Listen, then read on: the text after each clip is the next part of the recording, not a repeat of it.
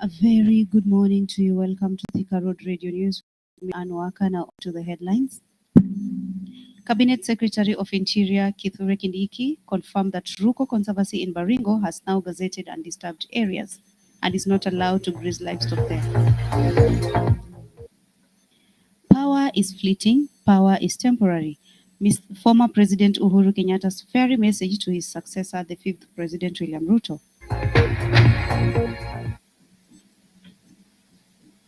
26 people who were arrested during the anti-governmental protests have been released. Welcome.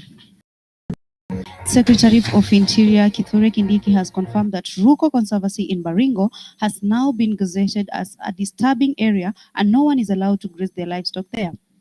This is after an intelligence report indicates that bandits and herders who had initially been dispersed are regrouping in the area. According to the CS, will reduce cattle rustling and banditry within Baringo South and the area that has been battling runaway security for a long time, as communities living in the region have been severally invaded by neighboring community, displacing them and causing death and stealing their livestock. He further ordered that the reopening of schools that were closed as others are still rebuilt after they were destroyed by bandits. The school include Rungus, Batalo, Ngalecha, and Ramacha. Kindiki visited Baringo on Monday to monitor the ongoing operation to flush out bandits who hide in the caves and hills. He warned the bandits that the operation on the zones gazetted as disturbed still remain in the jurisdiction of security agencies. He visited residents who were resettled in March after they were flushed out by the bandits and are going on with farming in Sinoni. His visit came after an attempted banditry attack in Kiserian on Sunday, where police reserves were able to repulse them.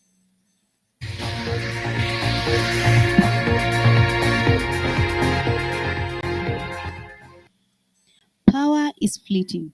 Power is temporary, was former President Mr. Uhuru Kenyatta's fiery message to his successor, the fifth President, Mr. William Ruto, on Monday in a session with editors. Responding to the questions on the unfolding scenario of targeting and humiliation by his successor, whom he readily concedes he did not support but lost his tussle in the last presidential election, Uhuru told Ruto that the power comes and goes, and therefore he should do his best for his people and not for people around him. Speaking to the journalist from the mainstream media, the former president, when asked if he would go meet Ruto, where he asked him to, he responded that he is the president now and he will do exactly as he was asked to. He added that he was a frequent visitor to Kabarak and Carbonet Gardens, the resident of the second late President Daniel Arap Moi, and Muthaiga, where the third President late Mwai Kibaki resided, implying that the President William Ruto should look for him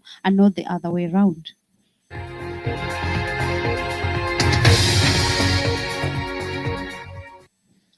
"26 people who were arrested during the anti-government protest last week were on Monday arraigned at Rongo Magistrate Court in Migori County. The suspects, who were charged with various offenses including obstruction, participating in illegal protest, and destroying people's properties, appeared before the magistrate Crispin Orucho, where they were pleaded not guilty. The suspect's lawyer, Attorney Oyo, said the 4 suspects are students from one person with mental illness. The 5 were set free without bond after the court granted his plea.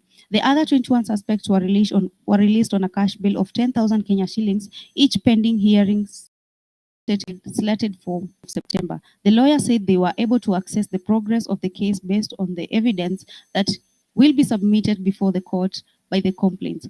On July 20, 8 people arrested during the anti-government demonstration were also charged with the offense of participating in illegal destruction and demonstration of public properties. They were released on a cash bail of 50,000 Kenya shillings and alternative bond of 200,000 Kenya shillings. Police report indicate that 46 people were arrested during the 3 days of anti-government protest last week.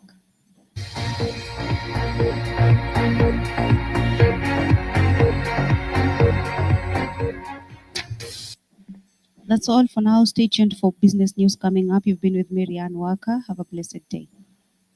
Thika Road Radio, 108.0 FM, 24